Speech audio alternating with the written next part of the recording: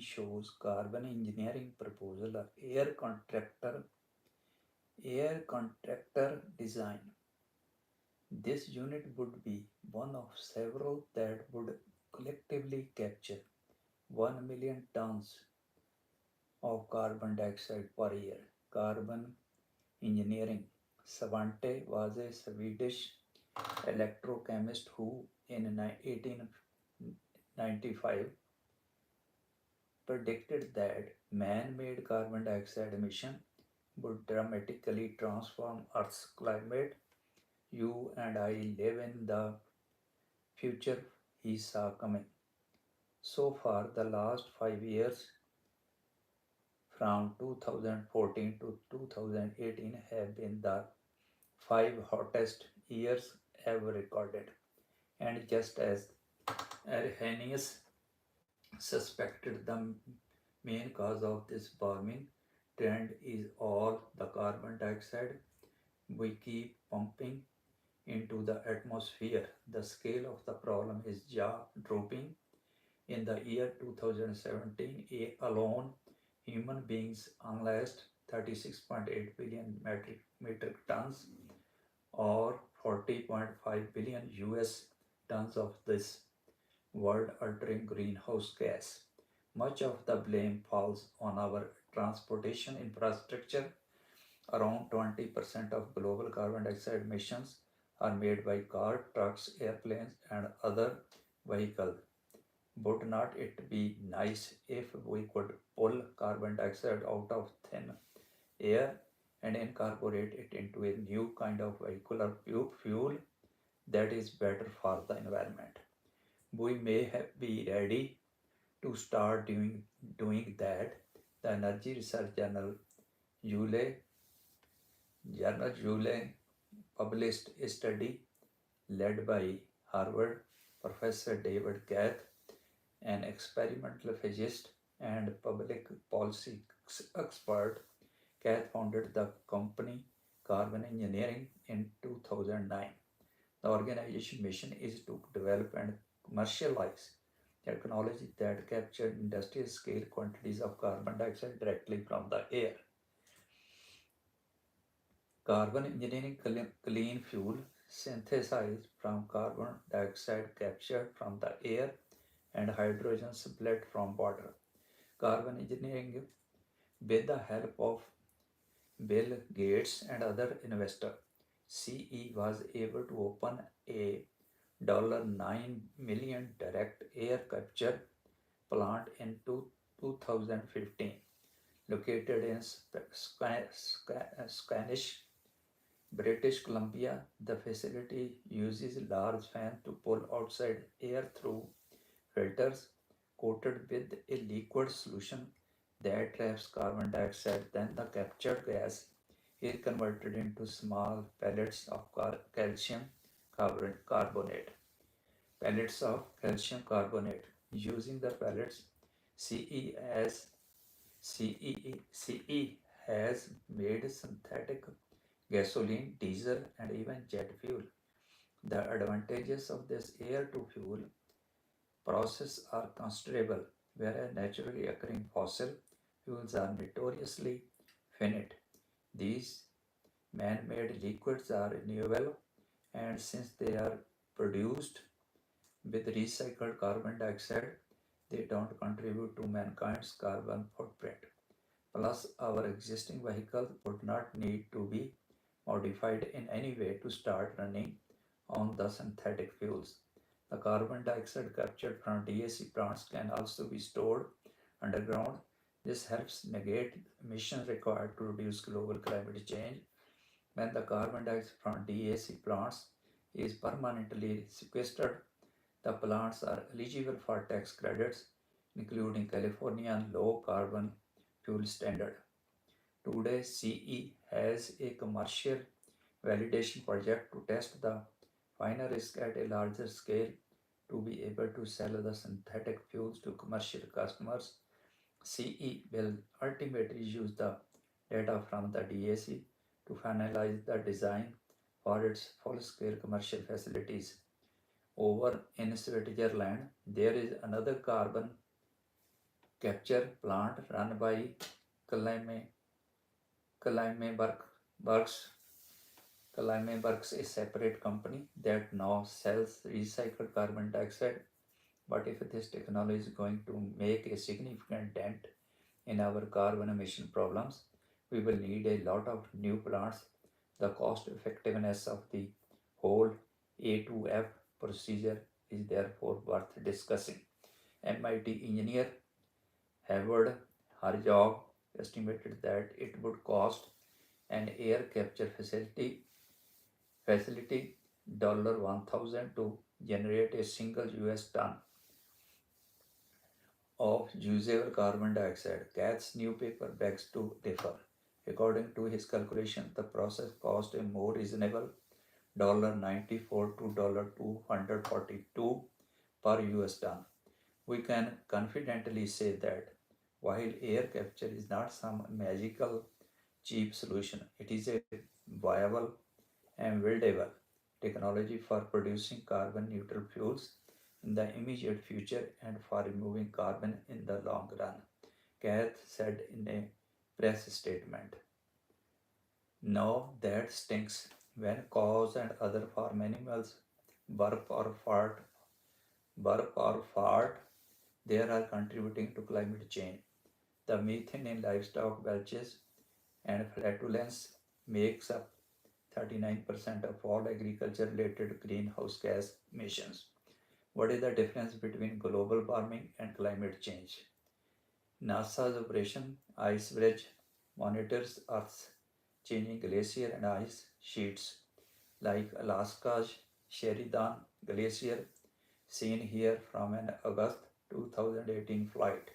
Sheridan Glacier has a rapidly disintegrating floating tongue, the portion of glacier that extends beyond the shoreline and floats on the water. On August 18, 2019, Iceland held a funeral for the first glacier lost in climate change. The deceased party was Okjokul, a historic body of ice that covered 14.6 square miles in the Icelandic highlands at the turn of the 20th century. But in 2014, having dwindled to less than 1 by 15 its former size, Okjokul lost its status as an official glacier. As a plaque was installed at the ceremony, Iceland's Prime Minister warned that if current trends continue, her country stands to lose even more Arctic sea ice in the near future. Overwhelming evidence is clear. Greenhouse gas emission and other human activities are radically transforming the planet on which we live. As a result, wildfire California's wildfire season is getting longer. Thawing permafrost has destabilized Russian infrastructure, and yes, most of the world's glaciers are swiftly retreating. With public concern on the rise, two relevant terms have entered the lexicon: climate change and global warming. These are often treated like synonymous, but they have different meanings. Let's explore what sets the two phrases apart. Climate and weather condition. Climate and weather climate. Before proceeding further, there is another bit of technology that we probably should clear up. The difference between climate and weather. Weather is the short term state of the atmosphere in a specific corner of the world. Humidity, temperature, wind speed, atmospheric pressure, and visibility are all factors that help dictate the weather at a particular moment and time. In other words, weather does not last very long. It unfolds over the course of days, hours, or even minutes. Therefore, it's liable to change quickly, which is why so many of us yearn for constant updates. Whenever you ask if your hometown is supposed to get any rain, on a given day. You are inquiring about the weather. Don't confuse weather with climate. The latter is far broader in scope. Basically, climate reflects an area's long term weather averages and trends.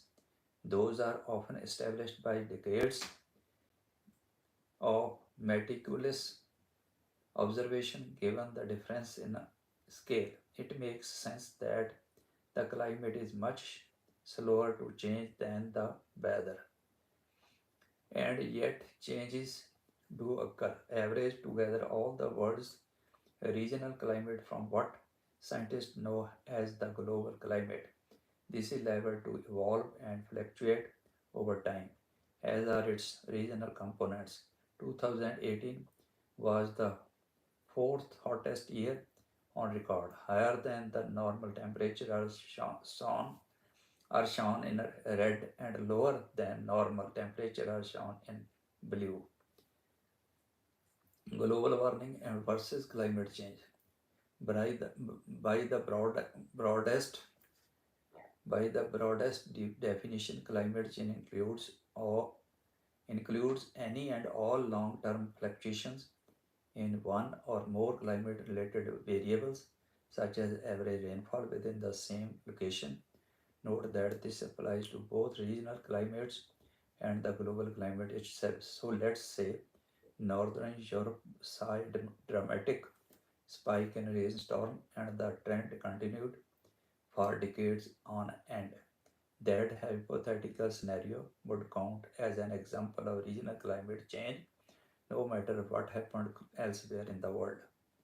On the other hand, global warming is well global. More to the point, global warming refers to an increase in Earth's surface temperature, and every day that global surface temperature increases, the National Oceanic and Atmospheric Administrative reports that between the years 1880 and 2016, the average surface temperature on our home planet jumped to the tune of 1.71 degree Fahrenheit. Mind you, this is nothing to sneeze at. A planet-wide temperature shift of only a few degrees can have enormous ramifications. 15,000 years ago, in a geologically recent ice age, our world was only about 9 degrees Fahrenheit cooler than it's today.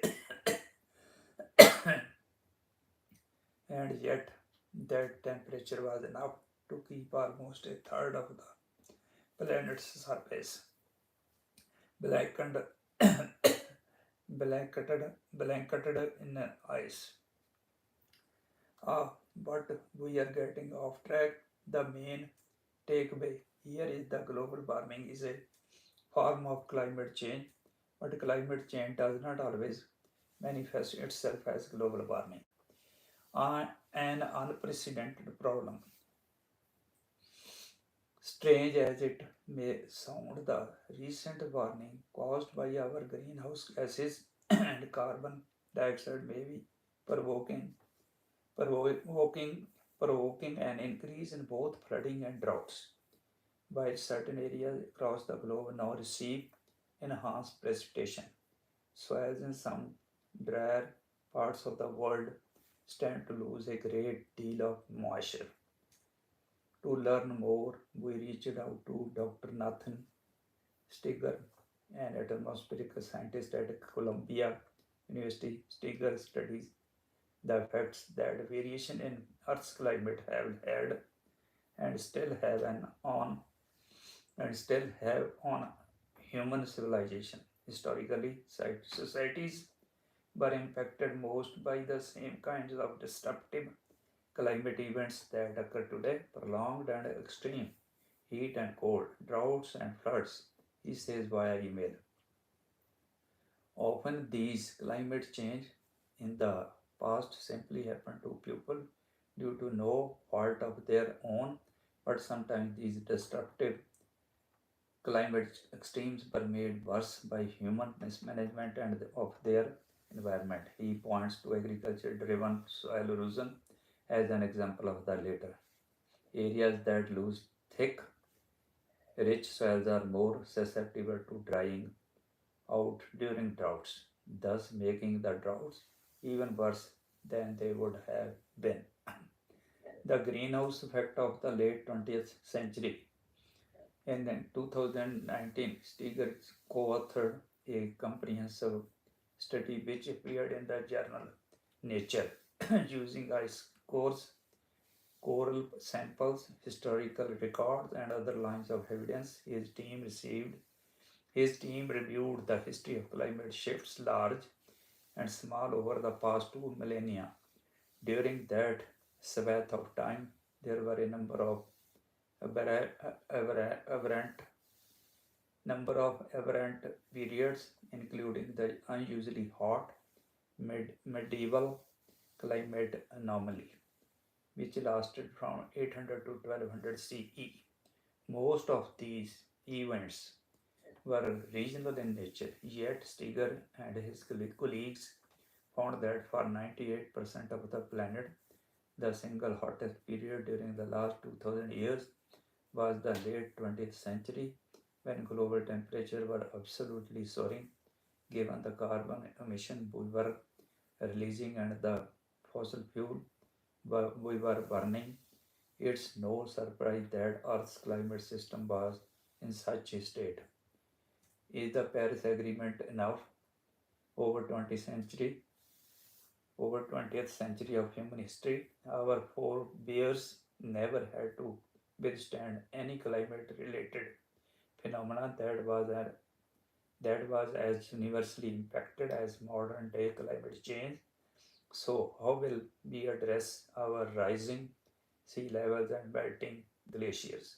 How can we sustain plant life and water supplies when we are faced with greater ice loss and excess heat?